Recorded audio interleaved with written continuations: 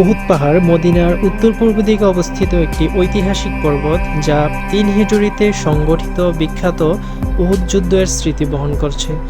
নবী মুহাম্মদ সাল্লাল্লাহু আলাইহি ওয়াসাল্লামের চাচা হামজা রাদিয়াল্লাহু তাআলা সহ ৭০ জন সাহাবী এই প্রান্তরে শহীদ হন এবং মহানবী সাল্লাল্লাহু আলাইহি ওয়াসাল্লামের দাঁত মোবারক শহীদ ও তিনি আহত হন এই যুদ্ধে, এই পর্বতে। এটি ইসলামের ইতিহাসের অন্যতম গুরুত্বপূর্ণ যুদ্ধক্ষেত্র। উহুদ পাহাড় মদিনার উত্তর পূর্ব দিকে মসজিদে নববী থেকে প্রায় ৫ কিলোমিটার দূরে অবস্থিত। এটি মদিনার সবচেয়ে বড় ও উঁচু পাহাড়। মক্কার কুরাইশরা ৩,০০০ সৈন্য নিয়ে মদিনা আক্রমণ করে।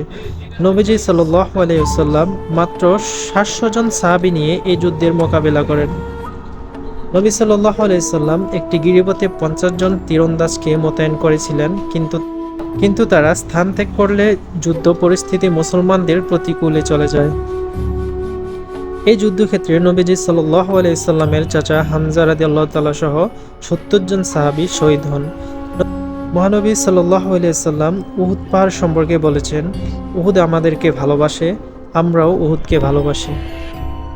বর্তমানে উহুদ প্রান্তর এবং শহীদদের কবরস্থান জিয়ারতের অন্যতম স্থান, যা মুসলমানদের ইসলামের প্রাথমিক সংগ্রামের কথা মনে করিয়ে দেয়। উহুদ পাহাড় ইসলামের ইতিহাসের সাহসিকতা, পরীক্ষা এবং মহানবী সাল্লাল্লাহু আলাইহি ওয়াসাল্লামের ভালোবাসার প্রতীক।